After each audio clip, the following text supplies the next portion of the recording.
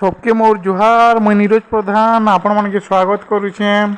As गोटे भल जगह के जिमु इटा हला केसिंगा पाखे गुर्जी मुंडा मंदिर शिव मंदिर आपण मान के मुई देखामी।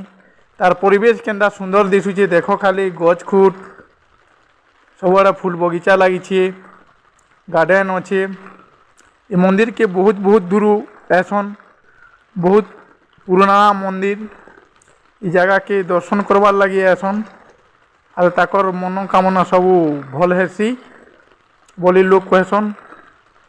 और आम भी यारू जोथुनु केसिंगा इन गोटे भल मंदिर अच्छे बोला बेल के ढुकी देनु गुर्जी मुंडा इटा शिव मंदिर। मंदिर खाली एरिया केंदा देखीदेले मन पूरा भूली नहीं होए हेन्ता जगह देखो इटा मजूर बना है नेचुराल मजूर बोलबो पूरा बहुत सुंदर सजा है। से जगह की थोड़े गले आप आगे नहीं लगे सेन रही था भाई लगसी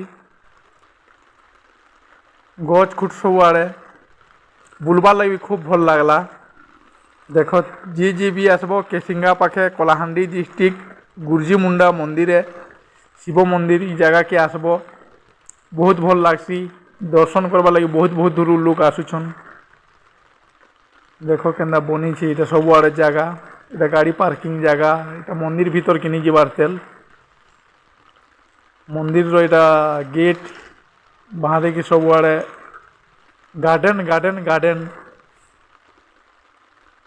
केते सुंदर लगुच जगह की जेन गच खुट थिले सेन एका सुंदर लगसी तार परिवेश भल लगसी पेन गच रहला बेले बहुत सुंदर लगसी। इटा गोटे पहाड़ अच्छे देख गुर्जी मुंडा देव गुम्फा बोलसन इटा कलाहांडी डिस्ट्रिक्ट केसिंगा पाखे केसिंगा नु 10 किलोमीटर हेबा बहुत सुंदर जगह गोटे मुझे केवे देखी नी थी देखला बेल कि बहुत खुश लगिगला। सब इटा पहाड़ गोटे अच्छी गच खुट भी केते सुंदर अच्छी।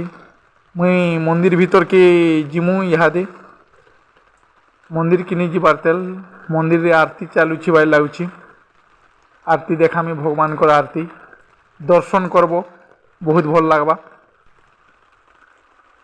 प्रभुर अपार कृपार शिव भगवान को दर्शन एक्चुअली किस्मत थिले मिलसी बोलवाटा सत कथा है। आम जो थुनु अलग आड़े से भगवान रो आशीर्वाद थेला आम भी पलि आसनु मंदिर पाक के जड़े लोग कहला चलो भाई मंदिर आड़ बुलिक जीव बोला आम भी आसनु जगह की बहुत भल लगला देखी देला बेल के सेनु आप आगे नहीं लगी थी भगवान रो तार अपार नीला तार महिमा आमकी डोरी लगला आम आसनु तो देखो पेन अच्छी गार्डन फार्डन सब बढ़िया जगह गोटे गुर्जी मुंडा केसिंगा पाखे शिव मंदिर इनर आरती बहुत भल हेसी खूब लोग ऐसन जगह की बहुत सुंदर जगह भी है जगह बसबार करवा सब सुविधा अच्छे।